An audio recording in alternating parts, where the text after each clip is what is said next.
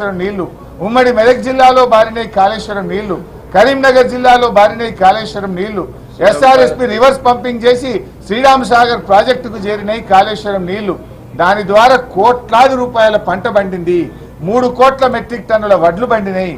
నిజాలు చెప్పకుండా కేవలం ఒక సంఘటనను తీసుకొని మీరు బురద జల్లే ప్రయత్నం చేస్తున్నారు. మీరు ఇప్పటికే 5 మంత్రులు పోయినారు, విజిలెన్స్ టీం పోయింది. దానికి ఎక్కడ తప్పు జరిగిందో తప్పకుండా గుర్తించండి, చర్యలు తీసుకోండి, వెంటనే బ్యారేజ్ను పునరుద్ధరించే పని చేయండి.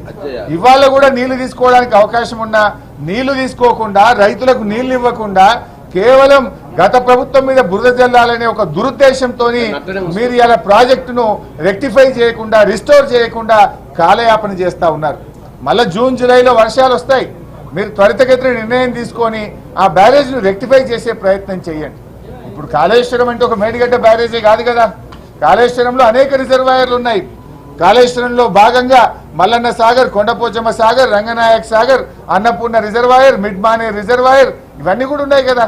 అద్భుతంగా అవి నిర్మించి ఇలా రైతులకు నీళ్లు ఇస్తా ఉన్నాయి, ఫలితాలు అందిస్తా ఉన్నాయి.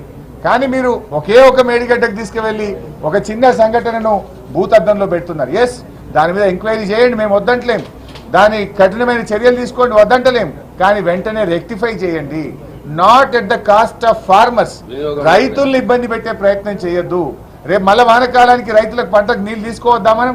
ఇప్పుడు యాసంగి పంటకు కూడా రైతులకు నీళ్లు ఇవ్వద్దా?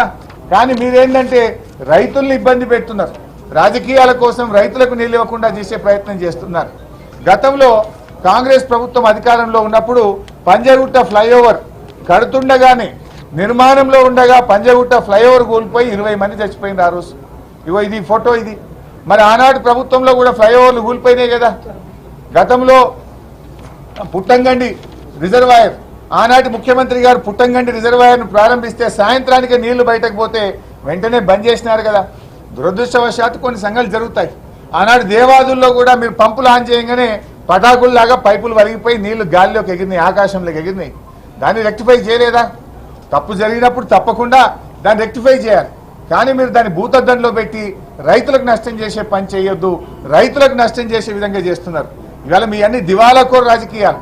మేము ముందుగానే నల్లగొండలో సభ పెట్టాము. ఈరోజు కృష్ణా జలాల విషయంలో మీరు ప్రాజెక్టులను కేంద్ర ప్రభుత్వానికి అప్పచెప్పి రాష్ట్ర ప్రయోజనాలు మంటగలుపుతున్నారని చెప్పి ప్రజా ఉద్యమానికి మేము లేవనెత్తినాం.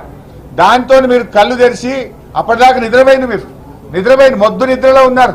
ఈ కాంగ్రెస్ పార్టీని ప్రజా ఉద్యమంతో మేము తట్టి లేపితే నిన్న మీరు అసెంబ్లీలో తీర్మానం చేసి ప్రాజెక్టులు అప్పచెప్పమని అప్పుడు నిద్ర లేచిండ్రు, మీరు నిన్న లేచిండ్రు. అయితే ఇవాళ మా సభ ఉందని తెలిసే కావాలని మీరు పోటీ కార్యక్రమాన్ని ఏర్పాటు చేసినారు. ఈ ప్రజలు గమనిస్తా ఉన్నారు. ఇవాళ మీ పర్యటన ఇది కొత్తది కాదు, ఆల్రెడీ 5 మంత్రులు పోయించారు. నల్లగొండలో మీరు ఎక్కడ ఎక్స్పోజ్ అవుతారో అనో, మీరు చేసిన తప్పు ప్రజల ముందు మీ పరువు ఎక్కడ పోతుందనో, మీ తప్పిదాన్ని కప్పిపుచ్చుకోవడానికి పోటీ కార్యక్రమాన్ని పెట్టుతున్నటువంటి కాంగ్రెస్ నీతిని ఇవాళ రాష్ట్ర ప్రజలు గమనిస్తా ఉన్నారు. Thank you.